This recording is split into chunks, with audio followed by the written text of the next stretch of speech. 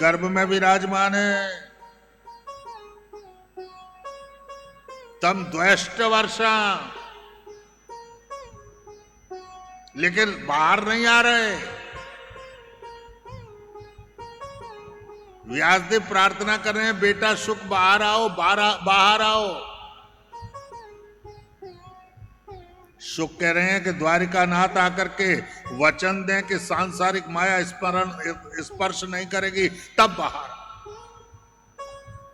यह है भारतवर्ष का स्वरूप, जहां माता के गर्भ से बालक द्वारिकानाथ से वचन लेने का दिव्य संकल्प कर रहा है, और भगवान उसके वचन की पूर्ति के लिए स्वयं द्वारिकानाथ आते हैं और वचन देते हैं, शुक बाहर आओ, मैं तुम्हें वचन देता हूं कि संसार की माया तुम्हारा स्पर्श नहीं। तत्क्षण श्री सुखदेव जी महाराज का प्रादुर्भाव हुआ। बोलिए श्री सुखदेव जी महाराज की जय हो। जिस समय श्री सुखदेव जी महाराज का प्रादुर्भाव हुआ, जन्म लेते ही श्री सुखदेव जी महाराज कंदराओं में चले गए। तदवीक्ष्य पृच्छते मुनौ जगदुस्तव आस्ति स्त्री पुंविदाम न तो सुतस्य विभक्त दृष्टि। शौनकादिक ऋषि प्रार्थना करते, गुरुदेव हमने सुना कि जिस समय सुखदेव जी महाराज कंदराओं में चले जा रहे थे, अप्सराएं नदी में स्नान कर रही थी, अप्सरा विवस्त्रावस्था में स्नान कर रही थी। सुखदेव जी महाराज को तो यथावत स्नान करने लगे देख करके, लेकिन जैसे ही व्यासदेव को देखा तो वस्त्र धारण कर लिया। ऐसा क्यों? सुखदेव तो युवा थे, व्यासदेव तो वृद्ध थे। बोले शौनकादिक ऋषि जानते नहीं, सुखदेव जी की समदृष्टि है। सुखदेव जी को नहीं मालूम कि स्त्री पुरुष में क्या भेद, इसलिए कोई लज्जा नहीं। व्यासदेव को मालूम था, इसलिए व्यासदेव को देख करके अप्सराओं को लज्जा आई और अप्सराओं ने वस्त्र धारण किया। सुखदेव जी महाराज कंदराओं में निवास कर रहे। व्यासदेव बहुत दूर तक हा पुत्र हा पुत्र हा पुत्र चीत्कार कर रहे हैं, लेकिन सुख आते नहीं। कहने लगे पिताजी, अरे कौन किसका पिता और कौन किसका पुत्र, ये तो देह धरे के दंड है। न जाने कितने जन्मों में पिता पुत्र बन करके आता है, और न जाने कितने जन्मों में पुत्र पिता बन करके।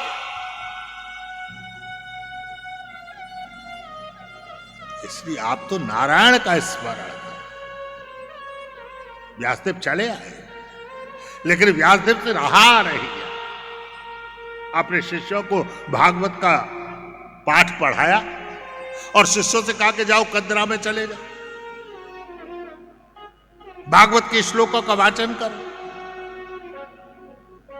सुखदेव को पुत्र मोह तो आकर्षित नहीं कर पाया, लेकिन हो सकता है कि भागवत के कारण से आकर्षण हो जाए।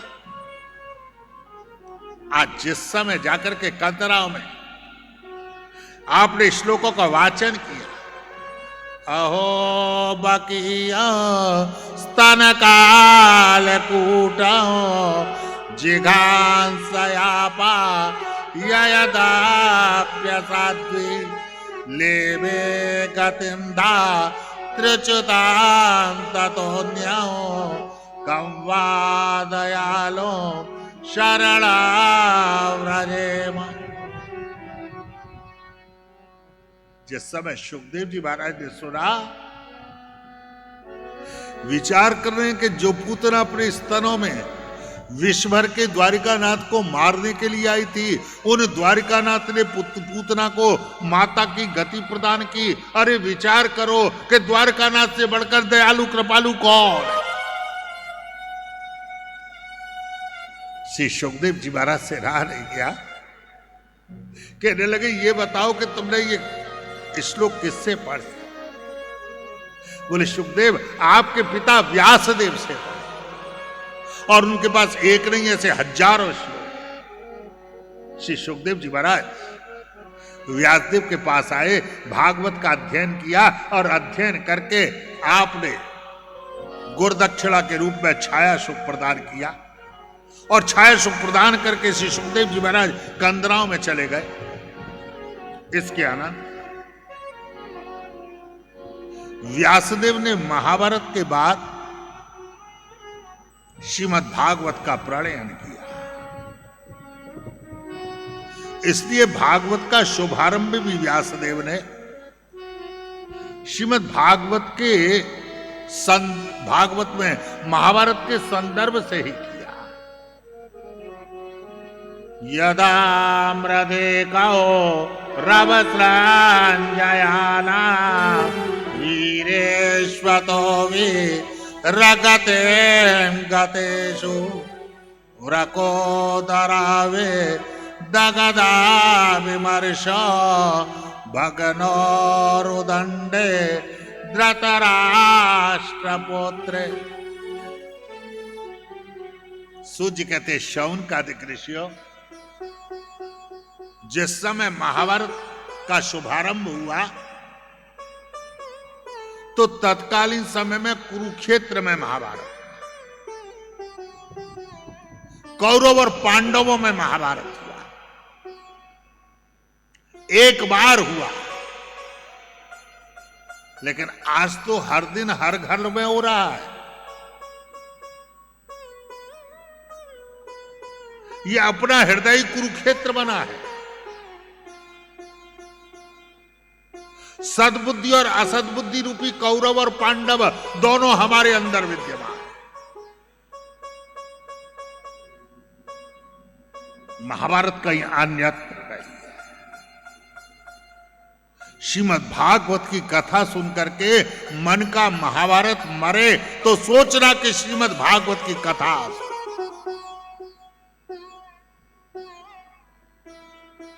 जब सद्बुद्धि होती है तो सत्कर्म होता है, और जब दुर्बुद्धि होती है तो अनर्थ होता है। आप कहोगे कि पहचान कैसे करें कि आजकल हम में सद्बुद्धि या कि दुर्बुद्धि आ गई है? बहुत आसान है।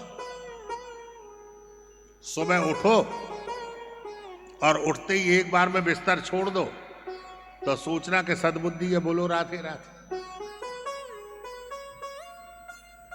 और उठने के बाद भी 1-1.5 घंटे तक जागे हुए बिस्तर में पड़े रहो तो सोचना कि कौरवों का शासन।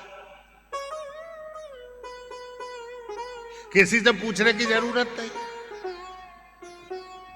अपने आप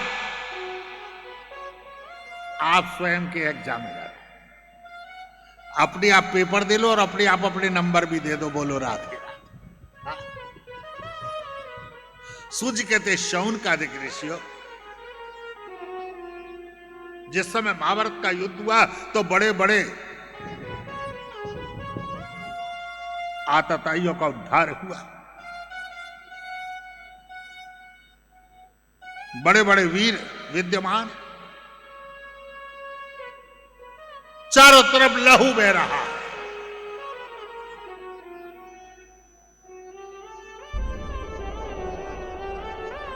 महाभारत का युद्ध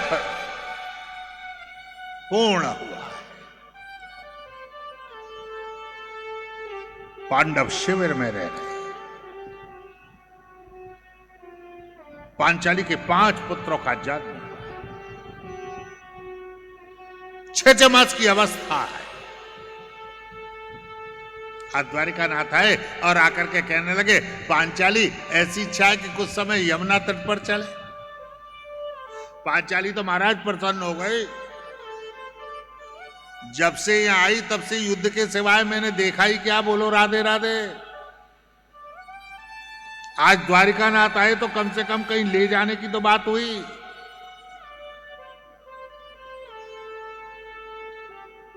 आजकल तो आया बाद में जाता है, टिकट पहले हो जाती है, बोलो राधे राधे।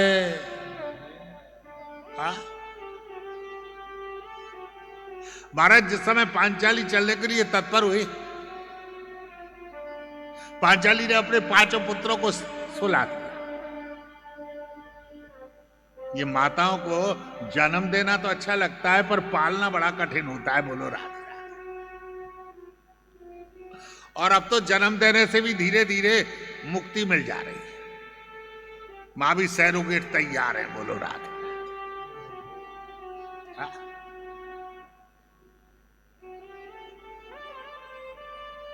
महाराज, संतान के लालन पालन में संकोच मत करो।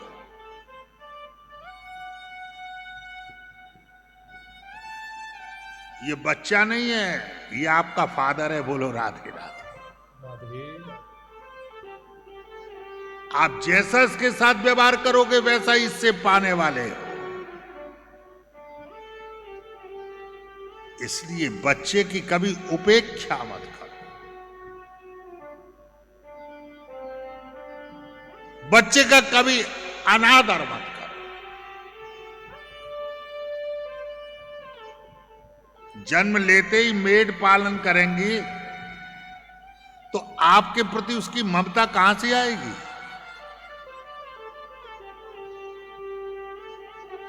वो तो उसी को मां समझेगा ना जो पाल रहा है। धीरे धीरे अपने कर्तव्यों को समझना चाहिए। आज विडंबना इस बात की है कि अधिकार के लिए तो सब चिंतित हैं, पर कर्तव्यों को सब भूलते जा रहे हैं। जो कर्तव्यों का पालन करता है उसी को अधिकार भी मिलते हैं। जीवन में कर्तव्यों का त्याग न हो। श्रीमद् भागवत की कथा सुनकर के हमें हमारे कर्तव्यों का बोध रहे तो सोचना कि श्रीमद् भागवत की कथा। पांचाली ने पांचों बालकों का तिरस्कार कर दिया, सुला करके चलते। द्वारकानाथ कहने लगे, पांचाली अपने पुत्रों को नहीं ले चलोगी? बोले, प्रभु सो रहे हैं। भगवान तो मौत। भगवान प्रेरणा देते, और जब कोई प्रेरणा की अवहेलना करता है तो अश्रुपात करना पड़ता है। भगवान पांचाली को लेकर के पांडवों के साथ में यमुना के तट पर पधारे। इधर दुर्योधन अशांत क्लांत। सारा संसार दुर्योधन कहता है, लेकिन अश्वत्थामा सुयोधन कहता है मित्र। कहने लगा सुयोधन, अरे मेरे रहते इतना कष्ट। सुयोधन, तुम कहो तो एक बार में पांचों पांडवों को समाप्त कर दो। दुर्योधन जानता है कि ये करता कुछ नहीं है, खाली बड़ी बड़ी बात करता है। बोलो राधे। जीवन में बड़े बड़ाई ना करें और बड़े ना बोलें बोल। जो बहुत बड़े बोल बोलते हैं ना, वो कुछ नहीं कर पाते। इसलिए अपनी वाणी पर नियंत्रण रखना चाहिए। दुर्योधन मौन है। अश्वत्थामा ने सोचा कि मौनम सम्मति लक्षणम, ऐसा लगता है कि दुर्योधन की स्वीकृति मिली। अश्वत्थामा गए, एकांत है, पांडव नहीं, पांचाली नहीं, अत्यधिक क्रोध है। अश्वत्थामा को इतना क्रोध है, इतना क्रोध है कि जब क्रोध होता है व्यक्ति को तो क्रोध में अंधा हो। काम और क्रोध के क्षणों में व्यक्ति को दिखाई नहीं देता। नेत्र होने के बाद भी उनका उपयोग नहीं कर पाता। अश्वत्थामा क्रोधांध था। अश्वत्थामा ने 6-6 मास के 5 बालकों का मस्तक छेदन कर दिया। ये समझ ही नहीं पाया कि ये पांडव नहीं है, 6-6 मास के पांडव पुत्र हैं। और जैसे ही उनके सिर को लेकर के गया, द्वारकानाथ तो समझ गए। द्वारकानाथ कहने लगे, पांचाली चले। पांचाली चलने के लिए तत्पर हूं। महाराज पांचाली को लेकर के आए, और लेकर के जैसे ही पांचाली ने प्रवेश किया, ये माताओं का स्वभाव होता है, बाहर से आएंगी तो एक बार संतान को देखेंगे। पहले जमाने में तो रसोई भी देखती थी। आजकल तो ऐसी विरक्ति हुई है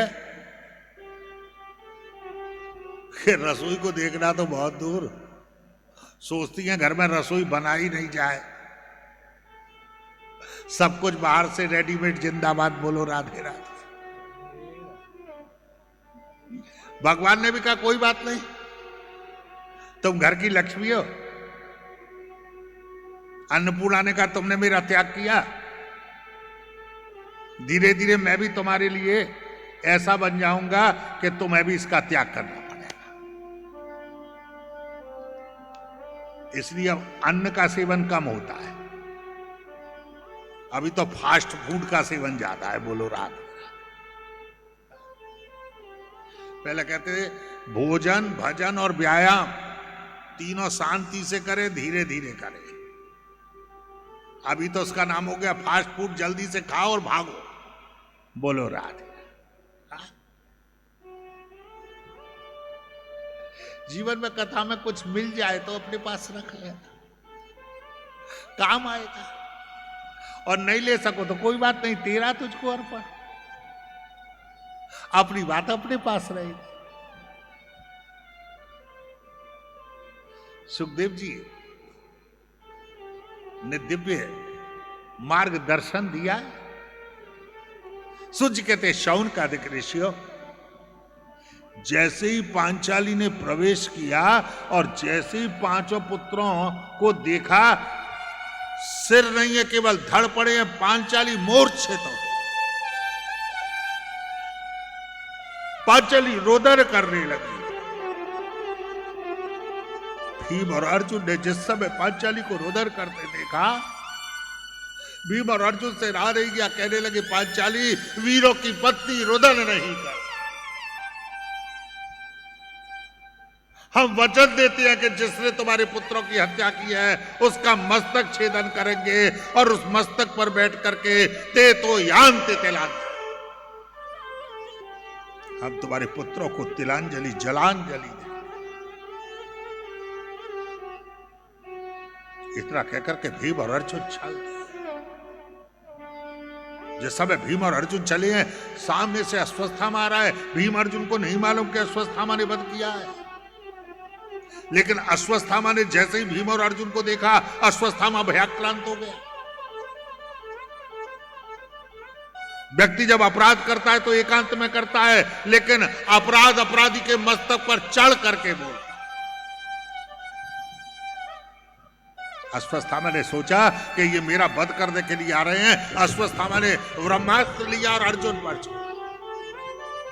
अर्जुन ने ब्रह्मास्त्र को ब्रह्मास्त्र से शांत किया और शांत करके अश्वत्थामा को पकड़ करके शिविर में ले आए। पांचाली ने देखा तो प्रणाम किया। ब्राह्मण है, गुरुपुत्र है। भीम अर्जुन कहने लगे जिसको तुम प्रणाम कर रही हो इसी ने तुम्हारे पुत्रों की हत्या की है।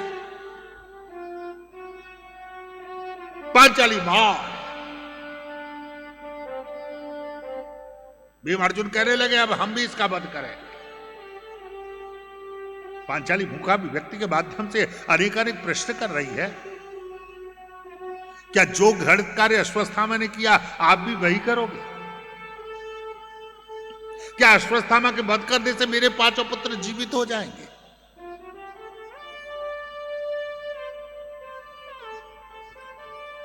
जिस समय गुरुदेव द्रोणाचार्य वीरगति को प्राप्त हुए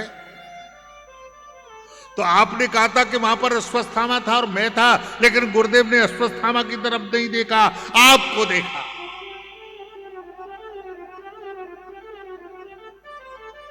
श्री गुरुदेव जानते थे कि मेरे पुत्र से ज्यादा योग्य मेरा शिष्य है, इसलिए आपको देखा ही नहीं। आपसे भूखा भी व्यक्ति में कहा कि अर्जुन मैं जा रहा हूं, अपनी गुरु मां का ध्यान रख।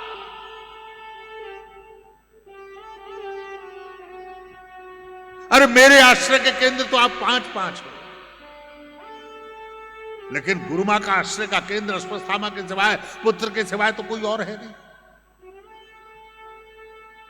क्या आप वध करोगे?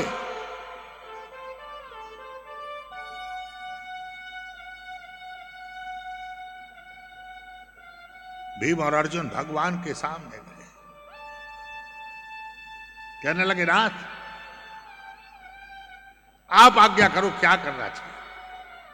भगवान ने कहा ब्रह्म बंधुर न हंतव्य, ब्राह्मण का वध नहीं करना चाहिए। भीमसेन कहने लगे अगर ब्राह्मण आतताई हो तो? भगवान ने कहा आतताई वधारण, आतताई को छोड़ना नहीं चाहिए। अभी भीम अर्जुन तो विचार करने में लग गए कि एक तरफ ब्राह्मण है, एक तरफ आतताई है, एक तरफ कह रहे हैं वध नहीं करना चाहिए, एक तरफ कह रहे हैं छोड़ना नहीं चाहिए, तो करना क्या चाहिए। भगवान कृष्ण जैसा कोई राजनेता नहीं। वास्तव में संसार में राजनीतिज्ञों को राजनीति सीखनी है तो भगवान कृष्ण के चरणों का आश्रय लेना चाहिए। दोनों ने चरण पकड़े। भगवान कहने लगे ब्रह्म बंधुर न हंतव्यो आतताई वधारण मयि वो भय मामनातो परिपाय अनुशासन।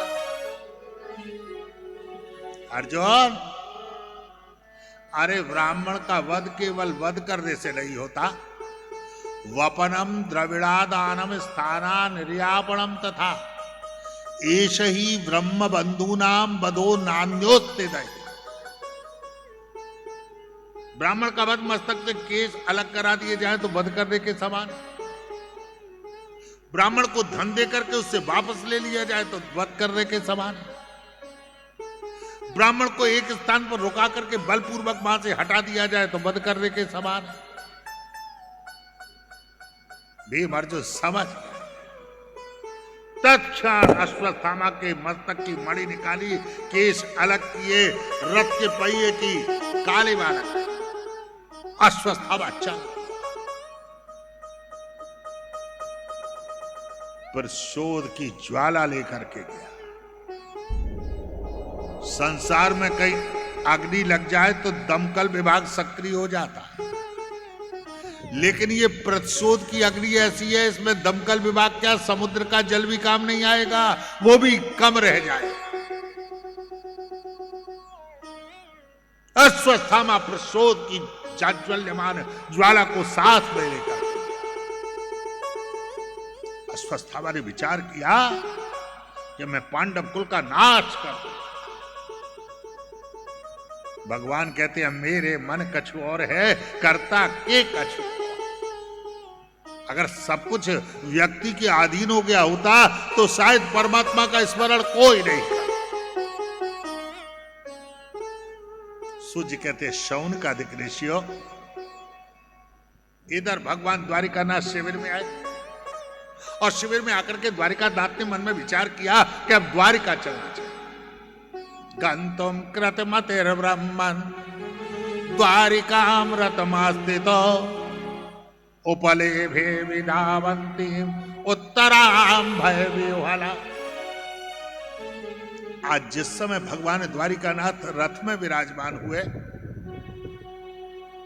कुंती बुआ को पता चला भगवान को रोकने के लिए जैसे ही रथ के सामने आए, सामने से उत्तरा दौड़ी दौड़ी आई और त्रायमाम रक्षमाम कह करके मूर्छित हो। कुंती बुआ कहने लगे शिविर में कोई पांडव नहीं था क्या? अभिमन्यु की पत्नी उत्तरा कहने लगी दादी मां आपने कहा कि विपत्ति आए तो द्वारिकानाथ से कह, द्वारिकानाथ साबाद। अभिमन्यु की वीर गति हो गई। ये पांडव कुल का अंतिम तेज है।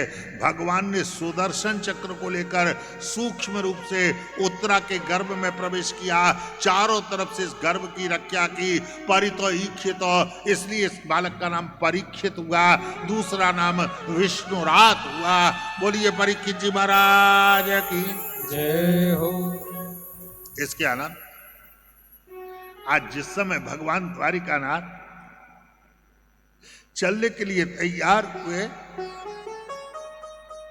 कुंती बुआ नेत्रों से अश्रुधारा प्रवाहित करके प्रणाम। द्वारिकानाथ कहने लगे बुआ ये क्या, आज तक मैं प्रणाम करता था, आप आशीर्वाद देती थी। बुआ आप प्रणाम कर रही हो। बुआ कहने लगी, नाथ जब तक अज्ञान था तब तक आपको भतीजा मानती थी, आज जब ज्ञान हुआ तो पता चला आप तो सृष्टि के नियंता। द्वारिकानाथ ने सोचा कि कहीं ज्यादा और नहीं बोले। कहने लगे, बुआ आपकी जो इच्छा हो वो मांग। भगवान किसी को अपने से दूर करना चाहते हैं, तुरंत लोभ दे देते हैं कि जो इच्छा हो वो मांग, और संसारी तुरंत फंस जाता। कुंती बुआ कहने लगी, प्रभु मैं जो मांगूंगी आप वही दे दोगे। हाँ बुआ तो वचन दो। अरे बुआ कैसी बात कर रही है? बोले, प्रभु आप सबसे वचन लेते, अभी आप वचन दो कि मैं जो मांगूंगी वही दोगे। अरे बुआ मैं वचन देता हूं कि तुम जो मांगोगी वही दो। क्या मांगा बुआ? विपदा संतुना शश्व तत्र तत्र जगद्गुरो भवतो दर्शनम यस्यात् पुनर्भवात् दर्शनम। नाथ यदि देना चाहते हो तो संसार की सारी विपत्ति दे। प्रभु के नेत्रों में अश्रु छलक,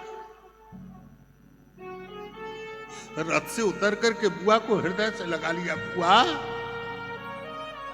आज तक इतनी विपत्ति पाई, और जब संपत्ति सुख का क्षण आया तो फिर विपत्ति मांग रही है। द्वारिकानाथ जैसे आप विपत्ति कह रहे हो वो विपत्ति नहीं थी, और जैसे आप संपत्ति कह रहे हो वो संपत्ति सुख नहीं है। जिस विपत्ति में आपका साथ हो वो विपत्ति विपत्ति नहीं हो सकती, और जिस सुख संपत्ति में आपका वियोग हो वो सुख संपत्ति नहीं। विपत्ति रहेगी ना तो कम से कम आपका सामीप्य मिलेगा, आपका दर्शन मिलेगा, आपका अनुग्रह मिलेगा। बुआ ये संसार का स्वरूप है। बुआ ये सुख दुख दोनों मेरे अपने। सुख भी मुझे प्यारे हैं, दुख भी मुझे प्यारे हैं। सुख भी मुझे प्यारे हैं, दुख भी मुझे प्यारे हैं। छोड़ूं मैं किसे भगवन, दोनों ही तुम्हारे हैं। छोड़ूं मैं किसे भगवन, दोनों ही तुम्हारे हैं। सुख भी मुझे प्यारे हैं, दुख भी मुझे प्यारे हैं।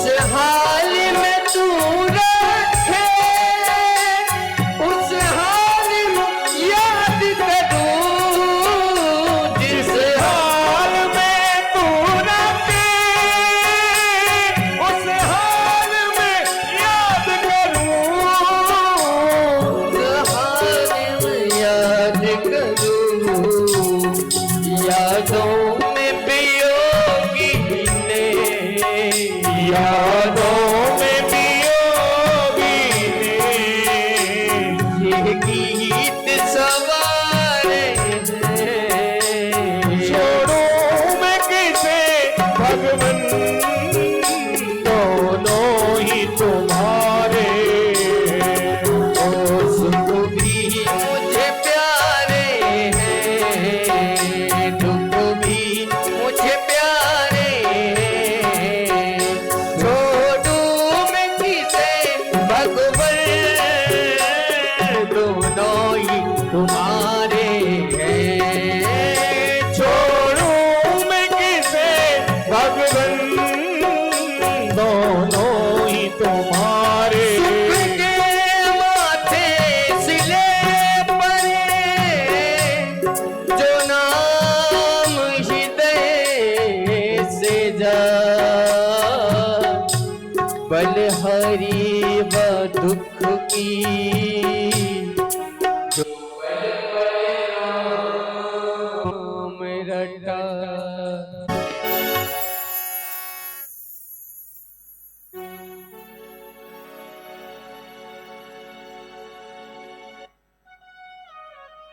कभी कभी ऐसा लगता है कि इनका भी सुख छिन गया है।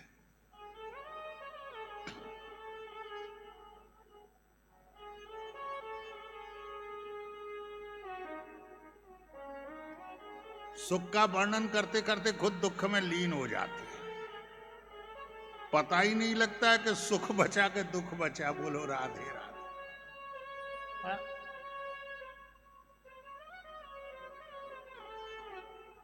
सूर्य कहते हैं शौन का अधिक ऋषियों।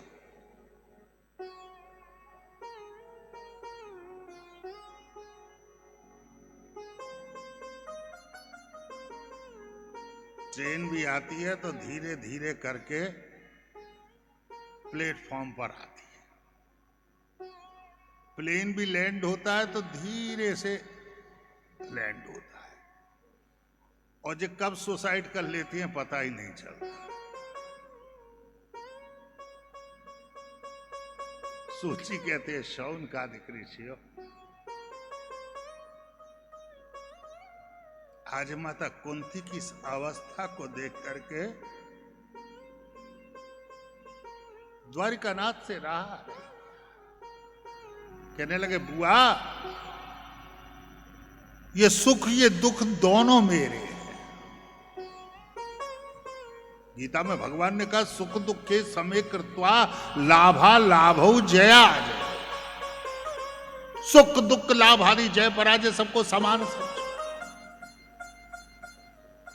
बुआ सुख भी मैं देता हूं और दुख भी मैं देता हूं, लेकिन एक अंतर है, सुख जाता है तो दुख देगा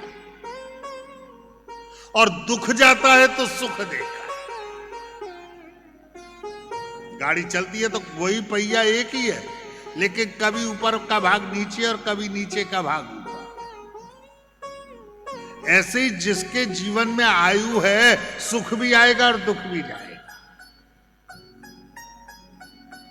इसलिए जीवन के आरंभ में दुख देख लिए जाए तो बहुत अच्छा है। बोलो राधे राधे। क्योंकि जो शुरू में दुख सहन कर लेता है उससे सुख में जीना आ जाता है, और जिसने आरंभ से ही सुख में जीवन को जिया हो और अचानक से दुख आ जाए तो जीना बड़ा कठिन हो जाए।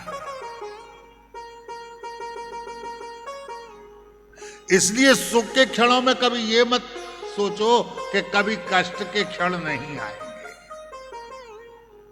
भविष्य के प्रति सावधान रहो,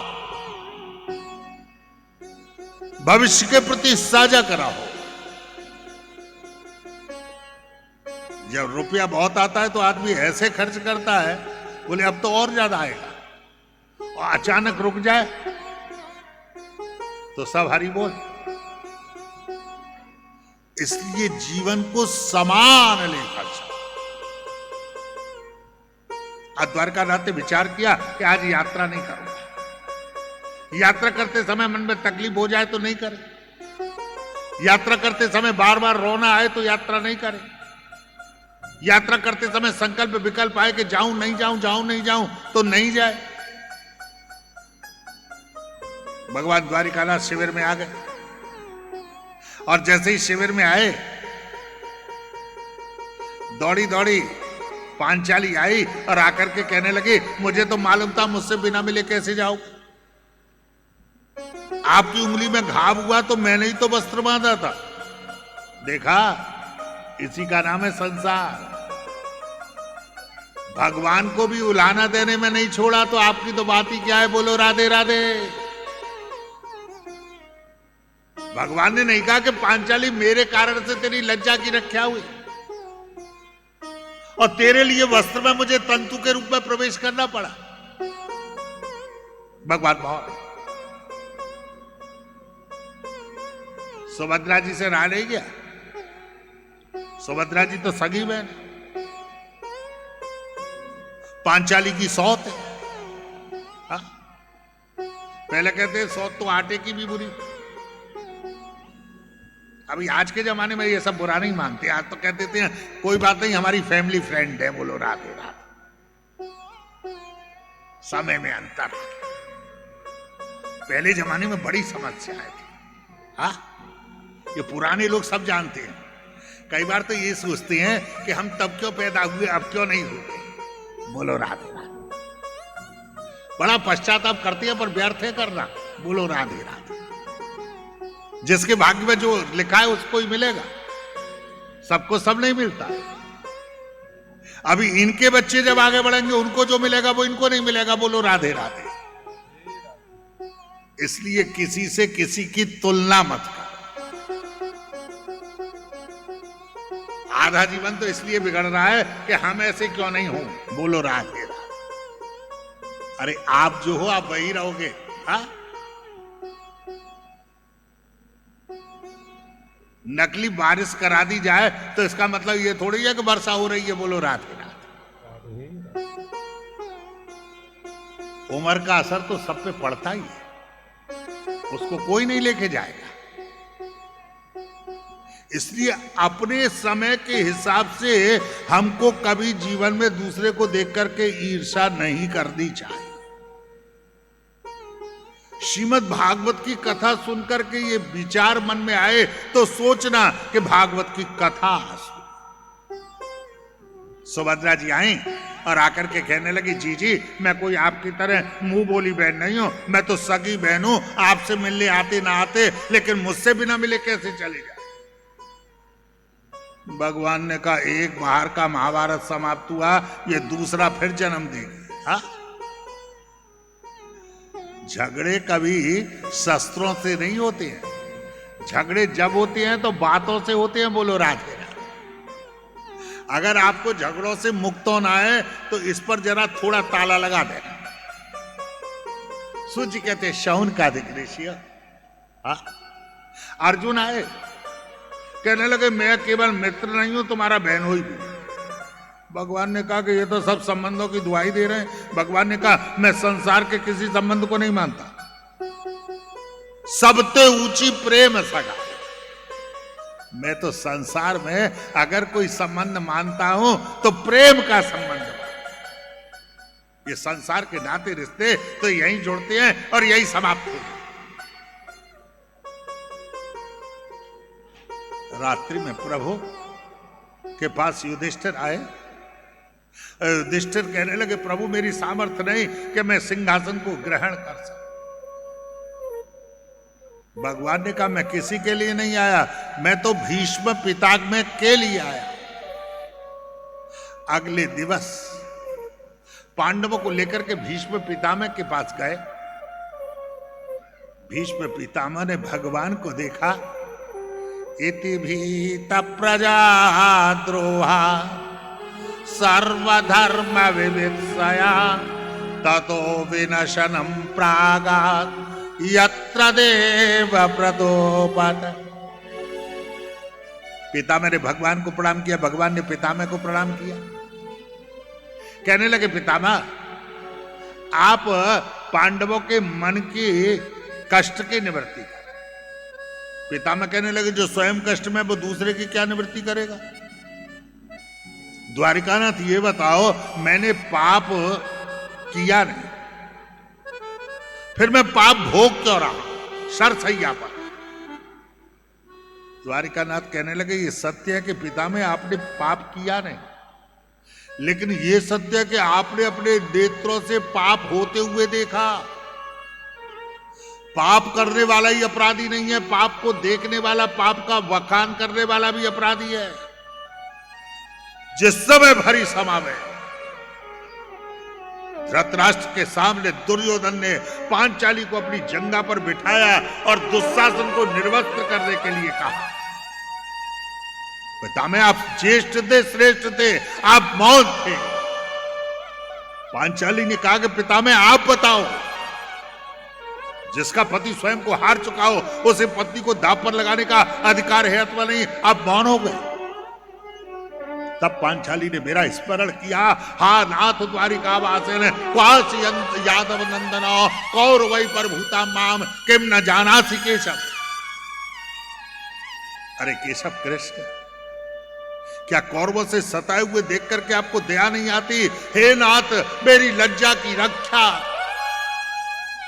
तब भगवान द्वारिकानाथ पधारे और वस्त्र में तंतु के रूप में प्रवेश किया और दुशासन वस्त्र खींच रहा है, भगवान वस्त्र बढ़ाते जा रहे हैं। पता नहीं चल रहा था कि सारी बिचे नारी है, कि नारी बिचे सारी है, कि सारी है, कि नारी है, कि नारी है, कि सारी है। दुशासन धराशायी हो गया। पितामह अब तो आपको स्मरण हुआ कि आपने पाप नहीं किया पर पाप होते हुए देखा। पिता में अब तो उपदेश दो। पिता मैंने धर्मराज युधिष्ठिर को राजधर्म, आपद धर्म, स्त्री धर्म, मोक्ष धर्म का उपदेश और भगवान के चरणों में वंदन किया। तदोपसंग्रह त्यगिरा सहस्रणी विमोक्त संगा मन आदि पुरुषे कृष्णे लसतपि तपटे चतुर्भुजे पुरास्थिते लितद्राक्यधारय। पिता में कहने लगे, प्रभु मुझे तो वही महाभारत के युद्ध का आपका कमनीय स्वरूप याद आ रहा है।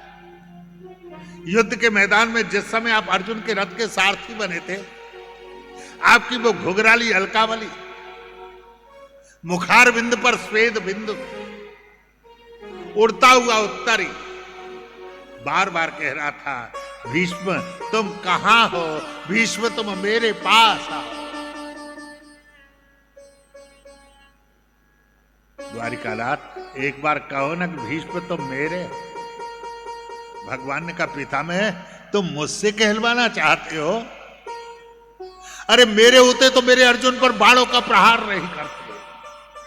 पितामह ने कहा, नाथ ये सत्य है कि मैंने बाणों की वर्षा की, लेकिन जब जब बाण छोड़े तो यही कहा, जयोस्तु पांडुपुत्रा।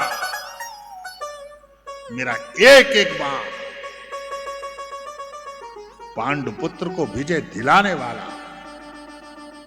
भगवान ने कहा, अगर ऐसी बात थी तो पांडवों की सेना में क्यों नहीं आ गए? अरे राज सभापति का पद तो वो तो यहां भी मिल जाता। कहने लगे, प्रभु उसमें मेरा एक स्वार्थ है। अगर मैं पांडवों का सेनापति बन जाता तो मेरी दृष्टि दुर्योधन पर पड़ती। मैं दुर्योधन कौरवों का सेनापति इसलिए बना कि कम से कम रथ के सारथी आप हो, मेरी दृष्टि आपके ऊपर होगी, मैं दृष्टि आपको देना चाहता। अब तो कह दो द्वारिकानाथ कि भीष्म तुम मेरे। भगवान ने कहा, भीष्म अरे एक बार तुम कहो ना। भीष्म मैं कहूं कि तुम मेरे हो, एक बार ये नहीं कह सकते कि द्वारिकानाथ तुम मेरे। दिव्य धुंध भी नगाड़े बजे, मृत्यु नतमस्तक है। भीष्म पितामह ने अपना बायां चरण मृत्यु के ऊपर रखा, दायां चरण विमान में रखा और भगवान को वंदन करते हुए दिव्य धाम की यात्रा की। बोलिए भीष्म जी महाराज की जय हो। इधर धर्मराजा युधिष्ठिर का राज तिलक किया। भगवान द्वारिकानाथ द्वारिका पधारे। आनर्तांसोपव्रज्यो द्वारिकामृतमास्थित आनर्तान् सौपव्रज्य स्ववृद्धान् जनपदान् स्वकान् दर्वरं तेषां विषादं शमयन्नेव।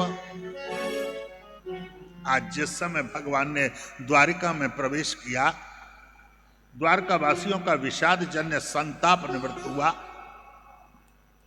इधर धर्म राजा युधिष्ठिर ने परीक्षित जी महाराज की दिव्य कुंडली को सुना। विदुर जी की प्रेरणा से धृतराष्ट्र और गांधारी हिमालय की ओर प्रस्थान कर गए।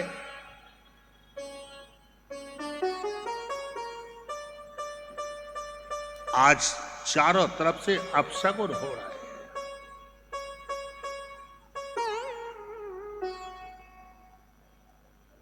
पसीना प्रतिमाओं से आ रहा है, दक्षिण दिशा से धूल होने रही है।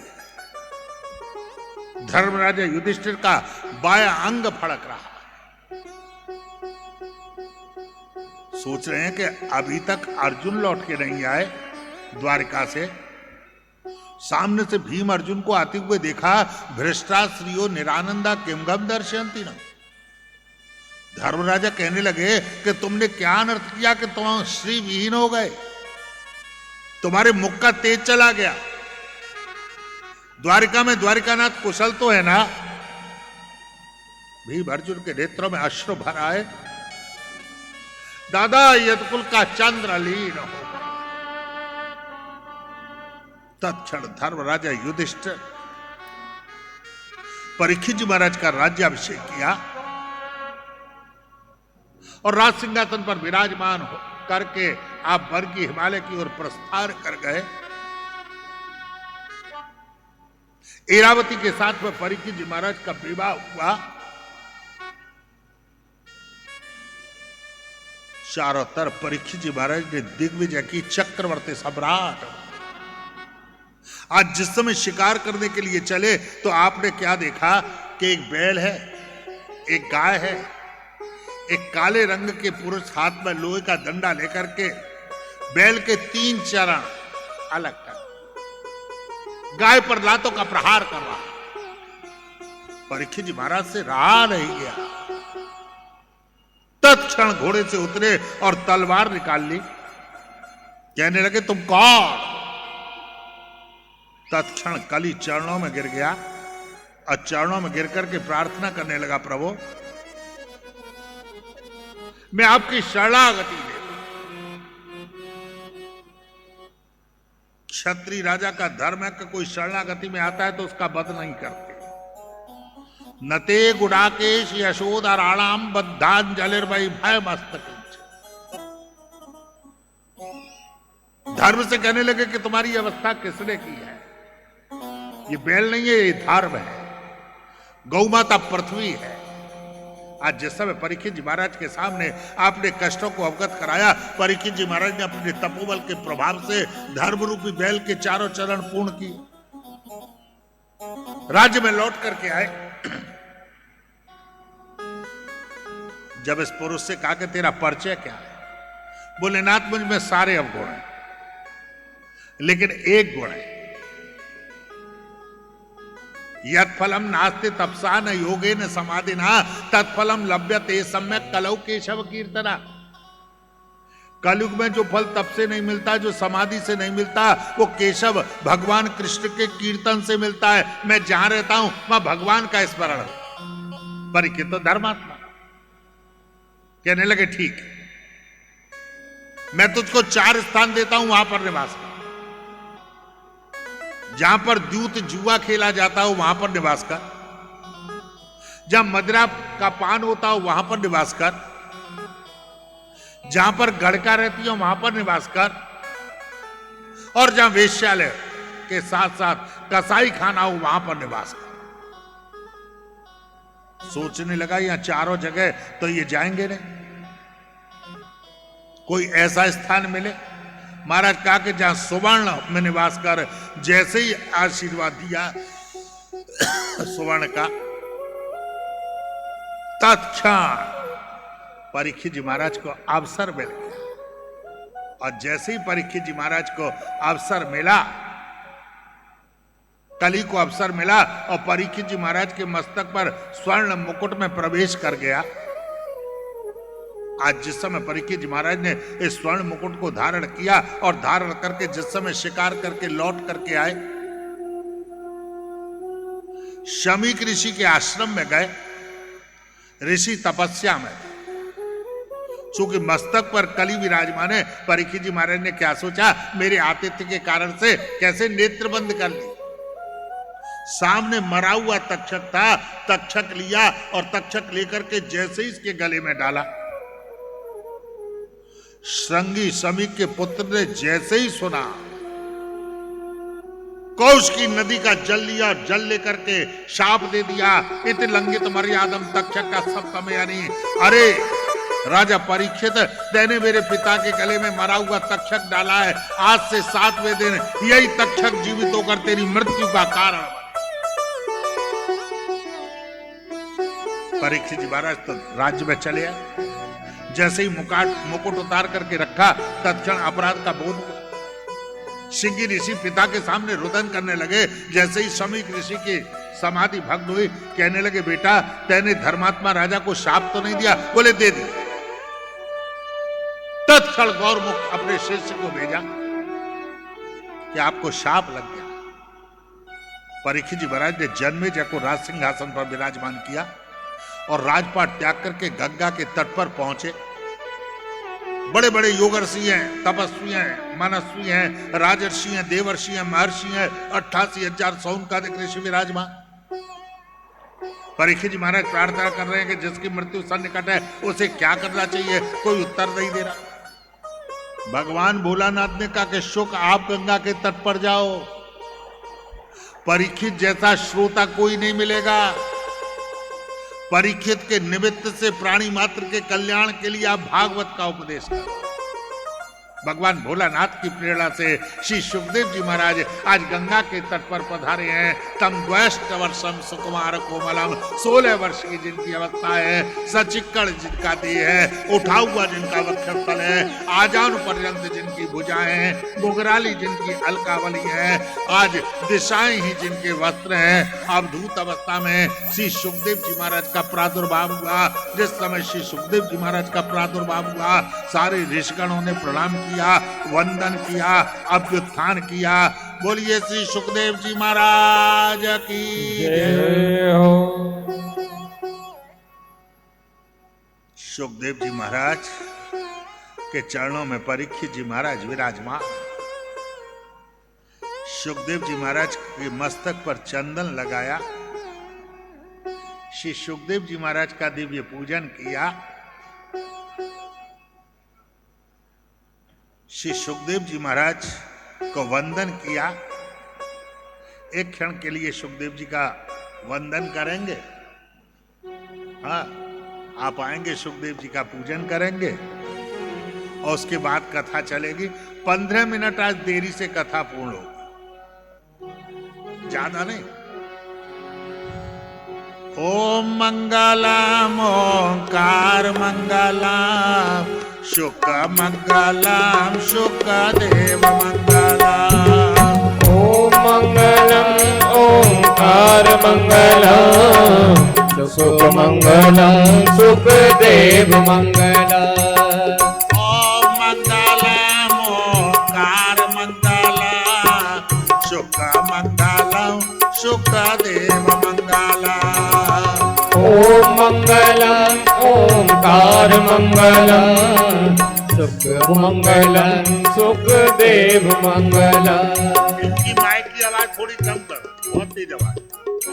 ओम मंगलम ओंकार मंगलम, शुक मंगलम शुकदेव मंगलम। ओम मंगलम ओंकार मंगलम, शुक मंगलम शुकदेव मंगलम। ओम मंगलम ओंकार मंगलम, शुक मंगलम शुकदेव मंगलम। ओम मंगलम ओंकार मंगलम, शुक मंगलम शुकदेव मंगलम।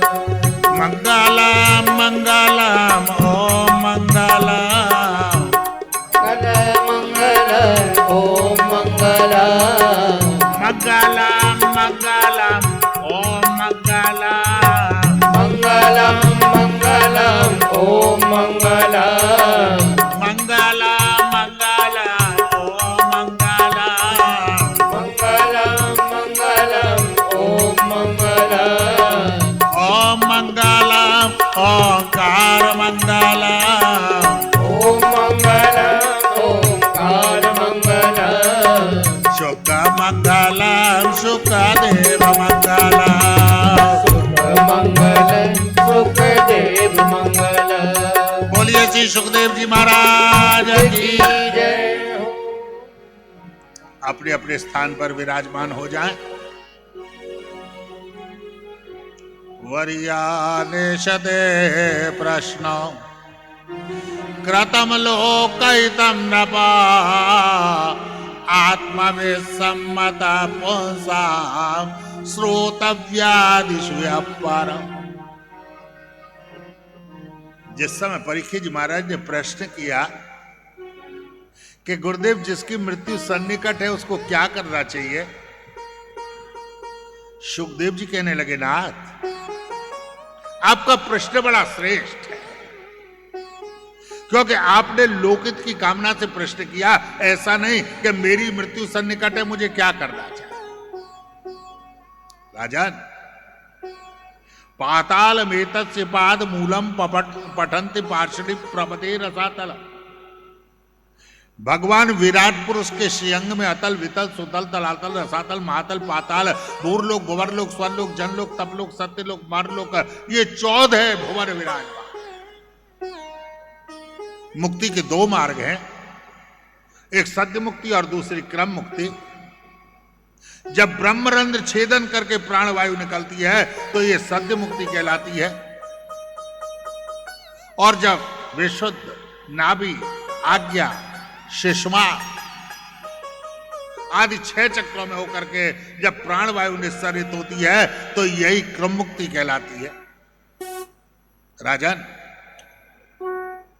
अगर आपकी कामना है कोई तो कामना के हिसाब से, अगर आपकी ब्रह्मचर्य की कामना है तो ब्रह्मा की उपासना करो, इंद्रिय पुष्टि की कामना है तो इंद्र की उपासना करो, लक्ष्मी की कामना है तो जगदम्बा की उपासना करो, विद्या की कामना है तो भगवान शिव की उपासना करो, दाम्पत्य सुख की कामना है तो शिव और पार्वती की उपासना करो।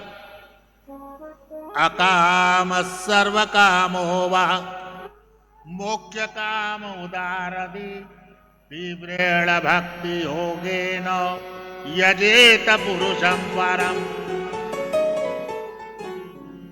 अगर कोई कामना नहीं है तो परम पुरुष भगवान की उपासना।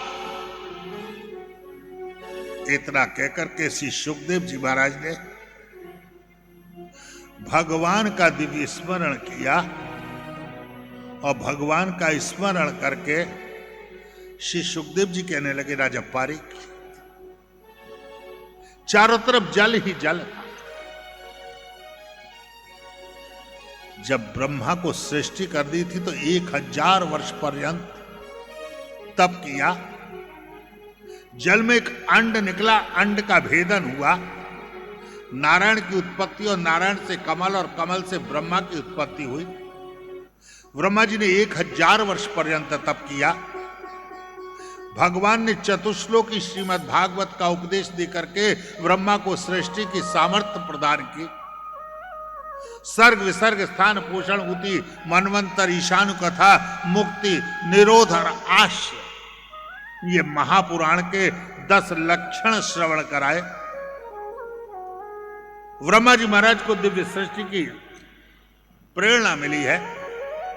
इसके अनंत यदा तु राजा स्वसुताल साधु कुशलान्न धर्मे विनष्ट दृष्टि भ्रातुर्यविष्टा सुतान् विबन्धो प्रवेश्य लाख्या भवने ददा। आज जिस समय विदुरदेव धृतराष्ट्र के मंत्री थे, दुर्योधन ने अपमान किया। विदुर मंत्री पद का त्याग करके कुटिया में विदुर और विदुरानी निवास कर रहे। 12 वर्ष तक विदुर ने अन्न का त्याग किया, केवल साग की भाजी की पत्ती खाकर के 12 वर्ष जीवन यापन किया। दिवस के 12 घंटे भगवत स्मरण में समर्पित है। आज रात्रि में 11 वर्ष 364 दिवस व्यतीत हो गए, कल 12वां वर्ष परिपूर्ण होने वाला। विदुरानी कहने लगी, नाथ आपने कहा कि 12 वर्ष पूर्ण हो जाएंगे तो संकल्प पूर्ण होगा, कल द्वारिका नाथ आएंगे ना, कल द्वारिका नाथ आएंगे ना। ये है भारतवर्ष का गृहस्थ जहां रात्रि में पति और पत्नी द्वारिका नाथ के आगमन की प्रतीक्षा कर रहे। प्रातः काल दुर्योधन ने जब सुना कि द्वारिका नाथ का आगमन हो रहा है, दुर्योधन ने सारे हस्तिनापुर को सुसज्जित कराया। और जिस समय हस्तिनापुर को महाराज सुसज्जित कराया, आज जैसे ही भगवान द्वारिकानाथ का रथ आ रहा है, मार्ग के दोनों ओर अबाल वृद्ध नर नारियों का समूह धीरे धीरे रथ के पहियों की ध्वनि सुनाई पड़ रही है। विदुरानी ने जैसे ही द्वारिकानाथ को देखा, भगवान ने कहा, काकी मां मैं तो आपके लिए ही आया। विदुरानी तो सीधे भगवान को प्रणाम करके कुटिया में चली गई। देखते देखते रथ सामने आ गया। विदुरदेव ने प्रणाम किया, सारा समूह आज दुर्योधन के अपधान। जिस समय दुर्योधन ने देखा, अर्घपाद्य आचमन दिया, दिव्य सिंहासन दिया। बोले, दुर्योधन तुम जो सोच रहे हो मैं उसके लिए नहीं आया, मैं पांडवों का दूत बन करके आया। दूत का आसन अलग होता। हा? दुर्योधन एक बात कहूं, विवाद में विषाद है, संवाद में सुख। वैसे पांडवों का आधा राज्य, आधा नहीं तो 5 गांव देते। इतना कहकर भगवान ने जो दुर्योधन के नेत्रों से नेत्र मिलाए, दुर्योधन का विकार समाप्त हो गया। दुर्योधन तैयार हो। भगवान ने कहा ऐसे नहीं तो, बोले एग्रीमेंट कर। क्या भरोसा दुर्योधन का। जैसे ही कहा कि लिखा पढ़ी का, पास में ही तो शकुनी बैठा था। जो दुर्योधन ने देखा, बोले भांजे ऐसा मत करना, ये कृष्ण बड़ा छलिया है। अरे 3 चरण भूमि बलि क्या मांगने गया, 2 में ही सब कुछ नाप लिया, बैठने को जगह नहीं बची। 5 गांव मांग रहा है। ऐसा पटवारी है कि इसकी चकबंदी का फीता घूम गया तो कुछ नहीं बचेगा। बोलो राधे राधे। जैसे ही दुर्योधन की दृष्टि शकुनी से मिली, मन में विकार आ गया। कहने लगा, प्रभु बिना युद्धेन दातव्यम सूचक गृहण केशव। अरे 5 गांव की बात कर रहे हो, मैं तो बिना युद्ध के सुई के नोक के अग्रभाग के बराबर भी नहीं दूंगा। भगवान समझ गए, जैसी हुई भवितव्यता तैसी करे साहब। जैसे ही भगवान का 56 भोग 3600 व्यंजन का दुर्योधन ने थाल मंगाया, भगवान कहने लगे, दुर्योधन हमारा तो आज निमंत्रण। दुर्योधन सोच रहा है, मेरे हस्तिनापुर में मेरे सिवाय भगवान को निमंत्रण देने वाला कौन हो गया। हा? अभिमानी को अपने सिवाय कोई दूसरा दिखता नहीं। बोले, मेरा निमंत्रण ना काका जी विदुर जी की। जो विदुर जी ने सुना, महाराज विदुर जी तो सीधे दौड़े बाजार में गए कि 12 साल से भाजी पर चल रहा है और द्वारिकानाथ का आतिथ्य कर रहा है। महाराज जब तक विदुर देव बाजार से सामग्री ला रहे हैं, द्वारिकानाथ कहाँ रुकने वाले। द्वारिकानाथ तो सीधी विदुरानी क्या गए और द्वारे पर दस्तक देने लगे। जैसे ही विदुरानी ने द्वार खोला, द्वारिकानाथ के दर्शन किए। आज तो विदुरानी आज दिव्य उत्सव मना रहे। आज हरि आए विदुर घर पाहुना। आज हरि आए विदुर घर पाहुना। आज हरि आए विदुर घर पाहुना। आज हरि आए विदुर घर पाहुना। विदुर घर पाहुना, विदुरानी घर पाहुना। विदुर घर पाहुना, विदुरानी घर पाहुना। विदुर घर पाहुना, विदुरानी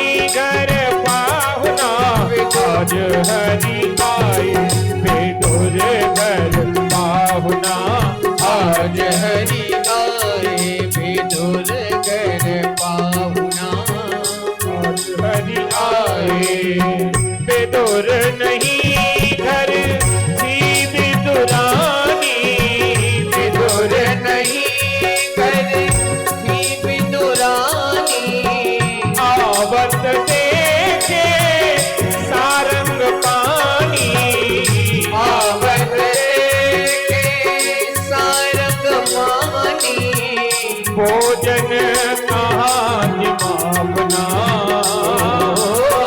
भोजन कहाँ जिमावना, आज हरि आए विदुर घर पावना, आज हरि आए विदुर घर पावना, आज हरि आए केला बड़े प्रेम से लागी, केला बड़े प्रेम सो लाई, गिरी गिरी सर देत गिराई, गिरी गिरी सब देत गिराई, ओ लागे परम सुहावना,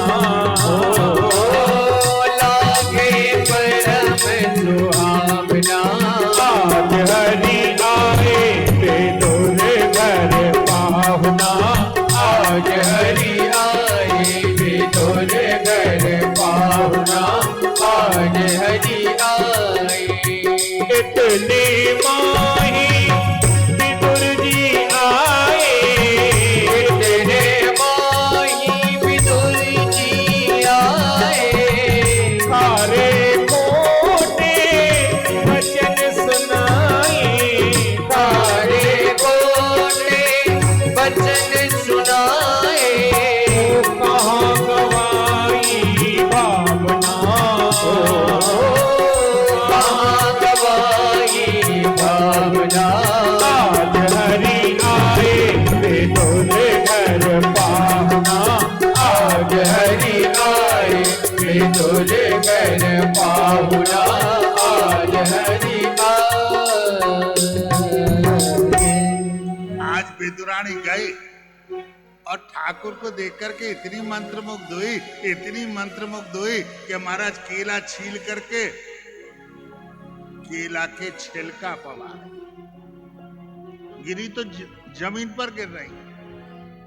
महाराज इतने में विदुर जी आए और जो देखा कैसे गर्म हुए ये तो बताने की जरूरत नहीं, बोलो राधे राधे। हाँ, महाराज स्वयं बैठ गए और स्वयं बैठ करके जैसे ही केला की गिरी खिलाने लगे, भगवान से रहा नहीं, कहने लगे विदुर तुम सोच रहे हो कि पदार्थ में स्वाद है, अरे स्वाद तो भाव में। विदुर जो स्वाद विदुरानी के छिलके में आ रहा था ना, वो स्वाद तुम्हारे केले में नहीं। भगवान तो आपकी भावना को स्वीकार कर, इसलिए भगवान की भावना से अवश्य जो सामग्री लाओ भगवान को अर्पण। सुखदेव जी कहते राजा परीक्षित भगवान को वंदन किया, भगवान अंतर्धान हो गए। अभी विदुरदेव ने कुटिया का त्याग कर और कुटिया का त्याग करके जिस समय यमुना के तट पर मथुरा में पधारे हैं, सामने से उद्धव जी महाराज चले। उद्धव जी ने विदुर को प्रणाम किया, विदुर ने उद्धव को प्रणाम किया, संपूर्ण द्वारिका लीलाओं से अवगत कराया। बोले भगवान, बोले अपने तेज को श्रीमद् भागवत में विराजमान करके भगवान अंतर्धान। भगवान ने कहा मैत्रेय से कि मैत्रेय ये उपदेश मेरे विदुर को दे दे। विदुर कहने लगे मैत्रेय कहां मिलेंगे?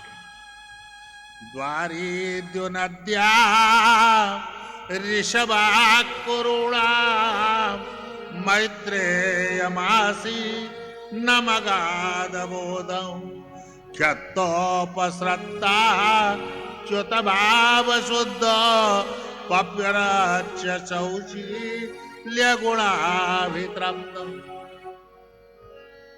मैत्रेय जी हरिद्वार में गंगा के तट पर मिले।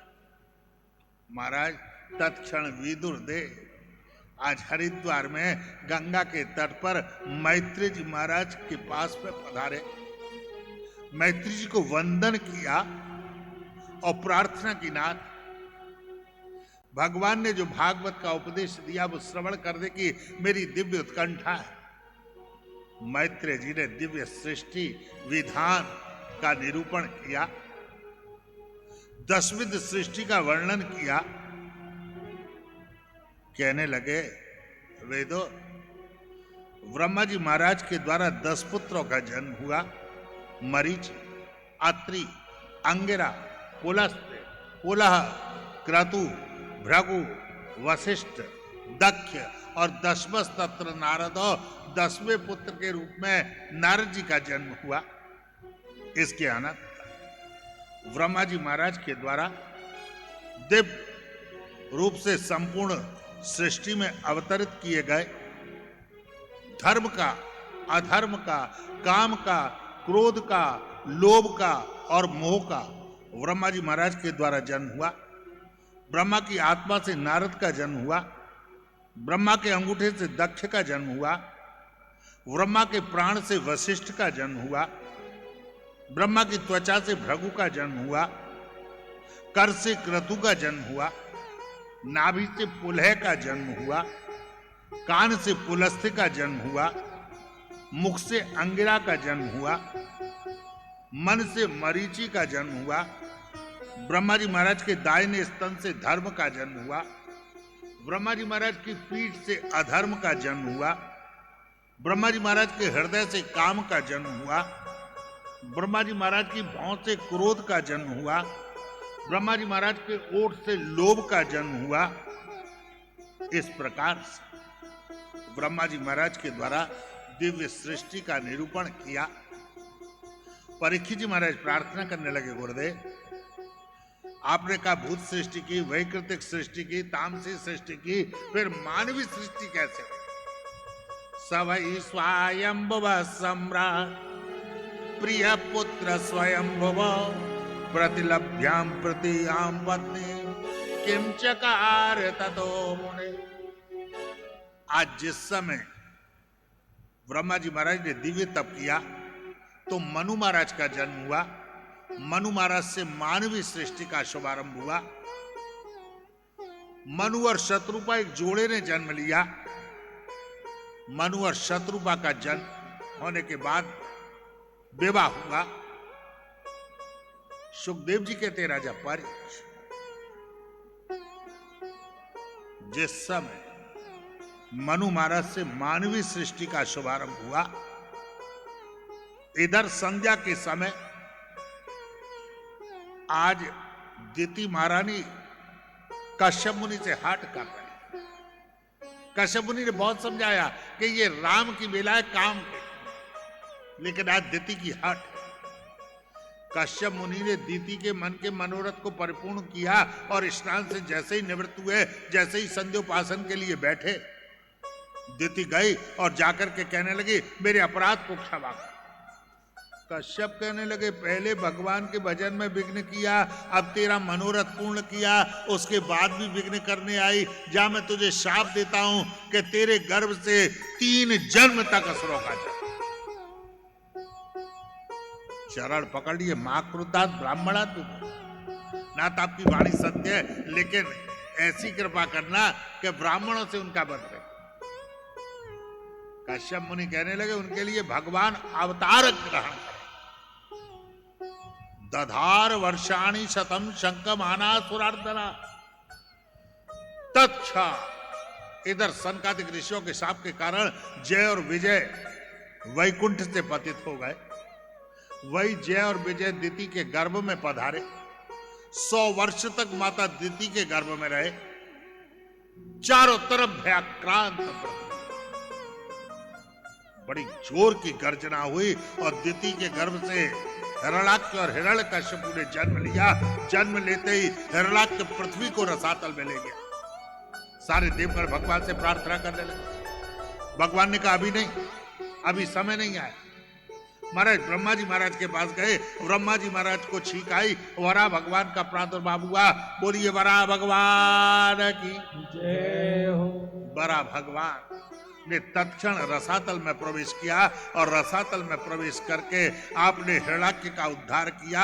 अपनी डाड़ा पर पृथ्वी को लेकर रसातल से लेकर के आए और पृथ्वी को संस्थापित किया। बोलिए वराह भगवान की जय हो। वर नाम है श्रेष्ठ, आ नाम है दिवस का। वरा अर्थात जीवन का श्रेष्ठ दिवस, श्रेष्ठ दिवस अर्थात भगवान के प्रादुर्भाव का अनुभव। ऐसा नहीं कि दिवस, साल में 365 दिन में एक दिन आता है कृष्ण जन्माष्टमी, एक दिन आता है रामनवमी, तो इतने दिन तक क्यों भूल जाते हो? रोज सोचो कि आज ही कृष्ण जन्माष्टमी है, रोज पाग बनेंगे, रोज माल बनेंगे, बोलो राधे राधे। हाँ, अरे एक दिन ही क्यों मनाओ, रोज मनाओ भगवान का रोज उत्सव। इसके अनंत सुखदेव जी के थे राजा परीक्षित, मैत्रेय जी के थे वेदो, मनु और शत्रुपा का विवाह हुआ और मनु शत्रुपा के यहां जिस समय विवाह हुआ, आपके यहां 3 पुत्री और 2 पुत्र का जन्म हुआ, आकुति, देवहूति और प्रसूति। स्वायंभुवस्य च मनो वंश परम सम्मत कथ्यतां भगवन् यत्र मैथुने धीरे प्रजा। विदुर जी मैत्रेय जी से प्रश्न करते हैं, गुरुदेव ये मानवीय मैथुनी सृष्टि में किस प्रकार से प्रजा की वृद्धि हुई? सुखदेव जी कहते राजन, मैत्रेय जी कहते वेदो। ब्रह्मा जी महाराज के द्वारा कर्दम का जन्म हुआ। कर्दम ने प्रार्थना की आप आज्ञा करो भगवत स्मरण करूं, बोले नहीं, तो बोले सृष्टि का 10,000 वर्ष पर्यंत कर्दम जी महाराज ने दिव्य तप किया। जिस समय कर्दम जी महाराज के तप के कारण से इंद्र भयाक्रांत है, भगवान प्रकटित हो गए, कहने लगे कर्दम तेरी जो इच्छा हो। बोले नाथ जब तक दर्शन नहीं किए तब तक मांगने की इच्छा थी, अब तो आपके दर्शन करके समर्पण का भाव। बोले मैं आशीर्वाद देता हूं कि आज से तीसरे दिन स्वयं वो मनु शत्रुपा आएंगे और तेरे साथ अपनी पुत्री देवहूति का विवाह। मनु और शत्रुपा ने देवहूति महारानी का विवाह संपन्न किया। 9 कन्याओं का जन्म हुआ। नारद जी महाराज की प्रेरणा से 9 कन्याओं का विवाह नव ऋषियों के साथ में संपन्न हुआ। देवहूति महारानी खिन्न भगवान से राह रह गया।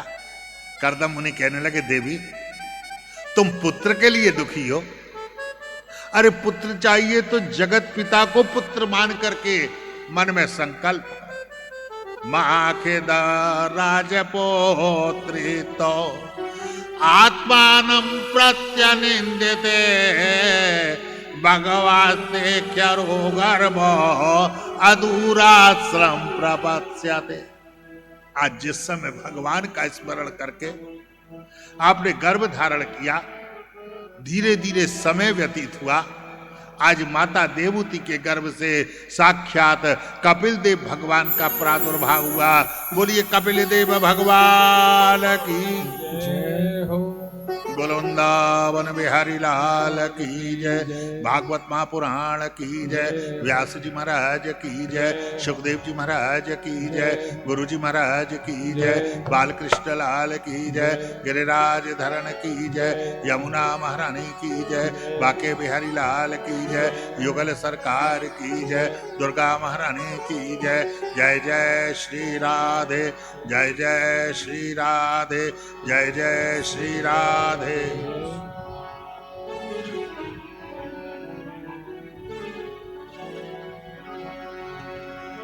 जय राधे राधे गोविंद गोविंद राधे राधे राधे गोविंद गोविंद राधे राधे राधे गोविंद गोविंद राधे राधे राधे गोविंद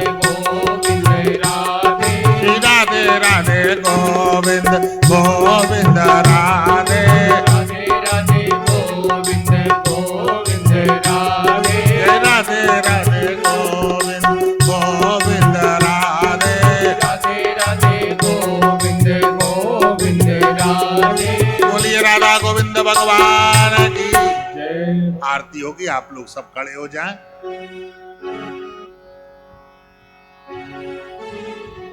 ज्वालमालिन्यरत्नेश्वरणगन्धाक्षपुष्पाणि सम्पूज्य ॐ चन्द्रमामनसो जातचक्षुः सूर्यो अजायत श्रोताद्वायुश्च प्राणश्च मुखादग्निरजायत। श्री बांके बिहारी तेरी आरती गाऊं, श्री बांके बिहारी तेरी आरती गाऊं। आरती गाऊं प्यारे आपको मनाऊं, आरती गाऊं प्यारे आपको मनाऊं।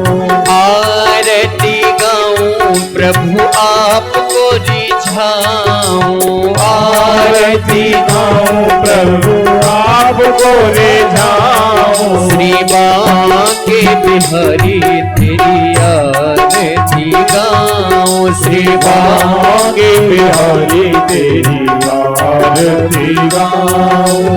मोर मुकुट तेरे शीश पे सोहे, मोर मुकुट तेरे शीश पे सोहे।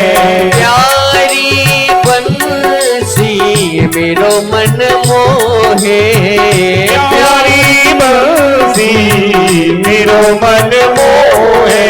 देख छवि बलिहारी में जाऊं, देख छवि बलिहारी में जाऊं। श्री बांके बिहारी तेरी आरती गाऊं, श्री बांके बिहारी तेरी आरती गाऊं। चरणों से निकली है गंगा प्यारी, चरणों से निकली है गंगा प्यारी। जिसने सारी दुनिया तारी, जिसने सारी दुनिया तारी। उन्हें चरणों में शीश नवाऊं, श्री बांके बिहारी तेरी आरती गाऊं। व्यासनाथ के नाथ आप हो, व्यासदास के नाथ आप हो। सुख दुख जीवन प्यारे साथ आप हो, सुख दुख जीवन प्यारे साथ आप हो। तेरी चरणों में बलि बलि जाऊं, श्री बांके बिहारी तेरी आरती गाऊं। संग सोहे रसभान दुलारी, संग सोहे रसभान दुलारी। ललिता विशाखा सखियां सारी, ललिता विशाखा सखिया सारी। पास सदा मैं बेटा बैठे पाऊं, पास सदा वृंदावन पाऊं। श्री बांके बिहारी तेरी आरती गाऊं, श्री बांके बिहारी तेरी आरती गाऊं। श्री बांके बिहारी तेरी आरती गाऊं। बांके बिहारी तेरी आरती गाऊं। प्रभु आरती गाऊं, प्रभु आरती गाऊं। प्यारे आपको मनाऊं, प्यारे आपको मनाऊं। प्रभु आपको मनाऊं। जलेन शीतलीकरणं यौ शान्तिरन्तर्गशान्ति पृथ्वी शान्तिरापः शान्तिरोगदया शान्ति वनस्पतयः शान्ति विश्वे देवा शान्ति ब्रह्म शान्तिः सर्वगुं शान्तिः शान्तिरेव शान्ति सामा शान्तिरेधि।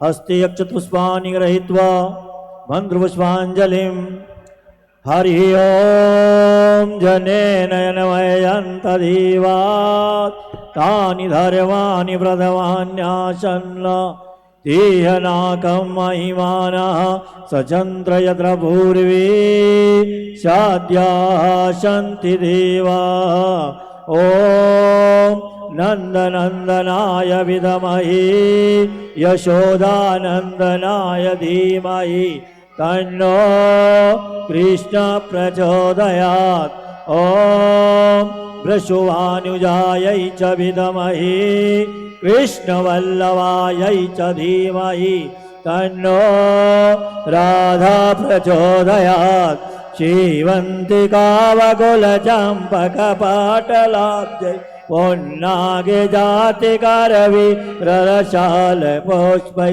बेल्वा प्रबाल तुलसी दलमञ्जरीवि त्वां पूजयामि जगदि स्वर मे प्रसीद नानासुगन्धपुष्पाणि यथा कालोद्भवानि च पुष्पाञ्जलि मया दत्त गृह्णां परमेश्वर राधा सर्वेश्वर भगवान की जय श्रीमद्भागवत महापुराण की जय धर्म की जय हो अधर्म का नाश हो प्राणियों में सद्भावना हो विश्व का कल्याण हो सत सनातन धर्म की जय हो गौ माता की जय हो नमः पार्वती पतये हर हर महादेव जय जय श्री राधेश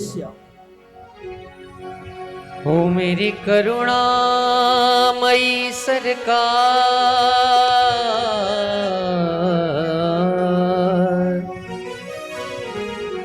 हो मेरी करुणामयी सरकार मिला दे ठाकुर से एक बार कृपा करो बाण दुलारी सिरा दे बरसाने वाली कृपा करो बाण दुलारी बरसाने वाली ओ मेरी करुणामयी सरकार, ओ मेरी करुणामयी सरकार, करुणामयी सरकार मिला दे ठाकुर से एक बार कृपा करो बाण दुलारी तेरा दे बरसाने वाली कृपा करो बाण दुलारी हो राधे बरसाने वाली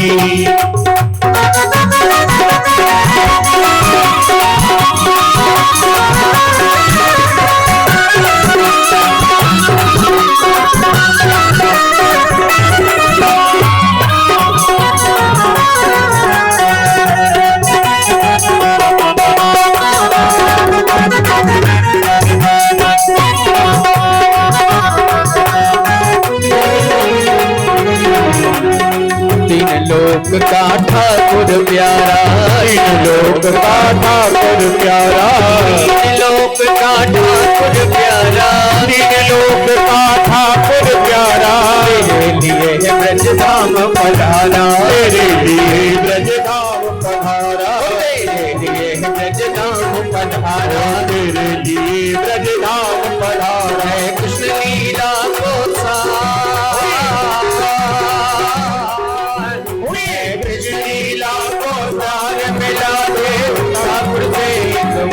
कृपा करो बात दुलारी तेरा दे बरसाने वाली हो